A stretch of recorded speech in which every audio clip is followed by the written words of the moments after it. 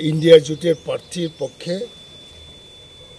আমরা প্রচারও করেছি এবং এখন আমরা ভোট প্রয়োগ করলাম এবং ইন্ডিয়া জোট এই লোকসভা কেন্দ্রে আমাদের ক্যান্ডিডেট রাজেন্দ্র রিয়াং ভালো ভোটে জিতবে। সর্বস্তরের মানুষ সাপোর্ট করছে, দলমত নির্বিশেষে। এটাই ওনার প্লাস পয়েন্ট। এটা সাংঘাতিক ব্যাপার, কারণ সিম্বল আরেক পার্টি, ক্যান্ডিডেট আরেক পার্টি, এইসব ব্যাপার নিয়ে ট্রাইবালের মধ্যে নন ট্রাইবালের মধ্যে ক্রিয়া করছে।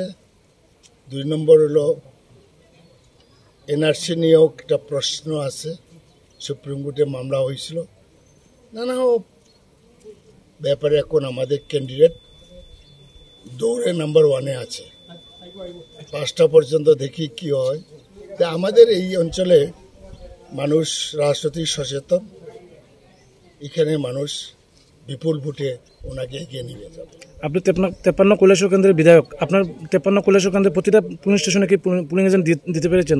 কেন দিতে পারবো না? আমরা 5টা হইলে 5টা দিতে পারি। সিপিএমেরও আছে, আমাদেরও আছে। পার্শ্ববর্তী 52 চণ্ডীপুর কেন্দ্রে 52 কেন্দ্রেও আছে, সব জায়গায় আছে। সার্বিকভাবে কি বলবেন? প্রায় তো সকাল 9টা বাজতে চলছে, কিন্তু ওই সার্বিকভাবে ওই যে মেশিনটা এখনো 53 বিধানসভা কেন্দ্রের 57 পোলিং বুথ, ওই নিমাইচান সিংহ স্কুলে এখনো ভোট শুরু হয়েছে না, মেশিন খারাপ। এটাতে আমরা কি বলবো? কারণ রাত্রেবেলা তো রেডি করে রাখা উচিত ছিল। যারা পুলিং স্টাফ তারা তো পিকনিক মুডে আছে, অনেকে, সবাই না, পিকনিক মুডে আছে।